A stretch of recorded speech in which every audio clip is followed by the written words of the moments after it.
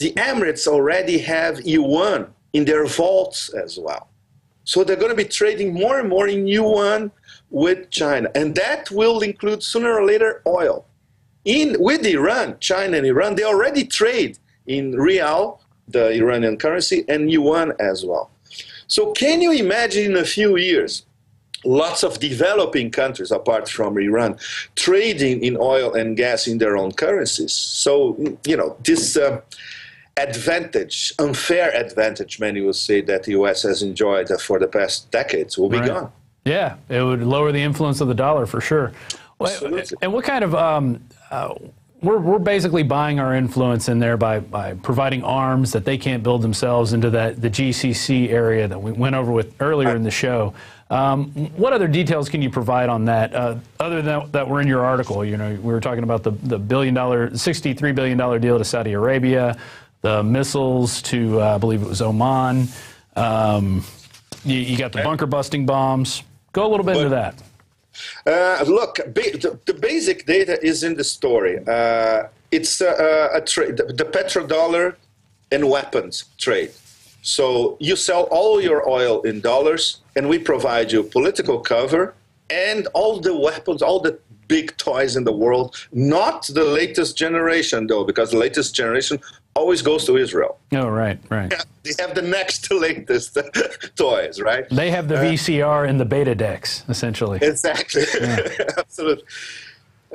So the thing is, the leadership in the GCC, they are looking at the future, and they are seeing the erosion of the power of the dollar, the relative decline of the hyperpower. They're looking at the ascension of China. They're looking at the fact that they are trading with China more and more. Mm-hmm. So they're hedging they start to hedge their bets, which is something that never happened until, I would say, a few months ago, or maybe a few days ago. In the future, Saudi Arabia already sells more oil to China than it sells to the U.S. in proportion. So, you know, sooner or later, they will be selling, I would say in a few years' time, they will be selling probably 40 or 50% of their exports, oil exports, will be to China, India, to Asia in general. So they see that the current is flowing from the Atlanticist West to Asia. Asia is the economic future. Mm-hmm.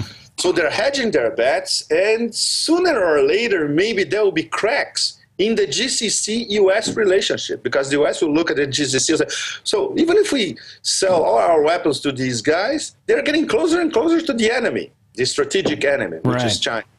So can you imagine? So we're projecting to 2020, 2025.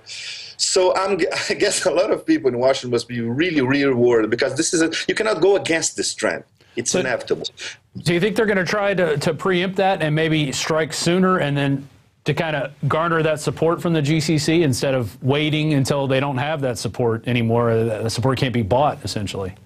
Yeah, look, I hate crystal balls, definitely. But the thing is, I don't think a strike would happen in an electoral year this year. Don't forget that this is an electoral year, not only in the U.S., but in Iran as well. They have parliamentary elections in March. Mm-hmm. And they are preparing for their presidential elections next year as well. If we have a Republican president in the U.S., I think the whole thing changes radically. If we have Obama too, Obama himself, remember from the beginning of the Obama mandate, he said, okay, let's try some kind of dialogue with Iran. Obviously, it has to be something different from the rollover and die approach, of course. But considering that Obama he'll be on the second mandate, he'll be more or less free. He could even approach Iran with some real, possibility of a negotiation. So it depends on who gets elected in November. That's essential. And the Israelis, considering the Bibi government, which is completely crazy, they cannot do something by themselves. First of all, they don't have the capability. They need overfly Iraqs over Iraq, and Iraq is not going to give that to them. Forget it. The Obama administration doesn't want a strike against Iran, and that they have been saying explicitly. Even Obama has been saying that explicitly. So Israel cannot do it behind the U.S. back. Absolutely out of the question. But after January 2013. That's a completely different story. And the GCC, in fact, when they say that they want a regime change in Iran, they don't know what that might happen inside the GCC itself, because the Shiite minorities in the GCC and the people who don't have political participation in the GCC, they also will want regime change in the region. Don't forget that these are autocracies. They treat their own people, like in Bahrain, like garbage. And in other places, like in Saudi Arabia, in fact, they don't even treat them. They are completely isolated. People, the Shiites who live in the eastern province near Bahrain. And in other places like the Emirates, there's not even an indigenous class. You know, most people are guest workers from India, Nepal, Bangladesh, and they are treated like, not even as citizens, like fifth-class people, you know. So obviously they'll start having ideas as well. Right. Wow. Anything else you want to add before we have to run? Let's say that we were almost at the tipping point a few days ago because things were really, really scary. I think there's going to be a lull. If they go back to the table within the next few days to discuss the nuclear program, this could be a good thing, as long as the Iranians are not pressed against the wall. There are elections in March, so nobody's going to attack a country in the middle of elections. And then we'll have to wait to what's going to happen in summer. If the U.S. EU embargo, oil embargo, goes on, then the whole thing will be really, really hot all over again. Well, I personally think Obama could possibly start a war in order to increase his re-election chances. The only Republican that I think we have a chance of no war going would be with Ron Paul, because he has openly said he will talk with the Iranians, and he thinks we should talk with the Iranians, and it's stupid not to talk to them. Absolutely, it's a very sound approach from Ron Paul, you know, and no wonder he's so popular, because in terms of foreign policy, he's the anti-war candidate. He's the only one Republican anti-war candidate, and all over the world, people are starting to pay attention to Ron Paul because of that. Yep. Well, he's an extreme traveler with a nose for news. As Pepe Escobar. Thank you very much for joining us from Thailand. We'll see you. Thank you so much. All right. Well, the exercises and the war games continue in the Mideast, and we will see what's going to happen. You know, we got somebody over there on the inside. Pepe Escobar was telling me earlier that he's applying to try and get into Iran to be a press correspondent there. So if he does get in, we will have someone on the inside to tell us what's going on. Now, before we go to break, we're going to come back with Mike Adams. We're going to go to our quote of the day, and it's from Henry Ford Sr., inventor of the assembly line. And he said, "It is well enough that people of the nation do not understand our banking and monetary system. For if they did, I would believe there would be a revolution before tomorrow morning." And that's Henry Ford Sr., and he's absolutely right. If people understood what was going on in the Federal Reserve and how our dollar is pretty much worthless, even though other countries think it's very valuable and use it to trade oil, there would be revolution before morning. But they keep us in the dark, they keep us dumb, and you know what they do to mushrooms. They feed them a lot of BS. So we'll be right back after this break. It's InfoWars Nightly News, and I'm your host, Rob Dew. Today is Friday, January 20th, 2012.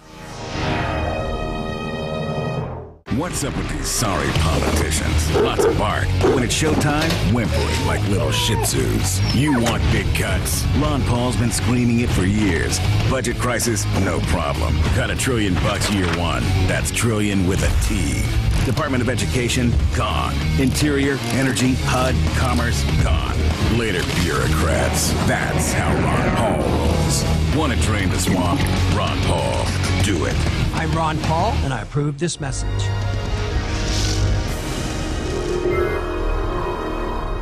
And we're back. It's InfoWars Nightly News. I'm your sit-in host, Rob Dew. It's Friday, January 20th. And I have sitting next to me the Health Ranger, Mike Adams. He's going to come in and talk about a few things. How's it going, Mike? Hey, pretty good, Rob. Thanks for having me on. Thanks for sitting in. Always good to join you here. And you did the radio show earlier today. How was that? Yeah, as always, super high energy, tons of news. Couldn't cover it all. Yeah. You know? Well, I'm sure one story that you covered, that we covered last night, was this breaking news: cancer drugs make tumors more aggressive and deadly. Yeah. Well, this is major research that shows the failure of chemotherapy drugs. You know, doctors always talk about shrinking tumors. And they say, well, this chemotherapy drug will shrink the tumor by 25% or 30%. And that's true. And that's the way they measure the success of the drug. But what they don't tell you is that due to this mechanism that's now been discovered and published in this science journal, this medical journal, that there is a 300% increase in secondary tumors, especially in the lungs, because the original chemotherapy weakens the immune system response to future cancer tumor attempts.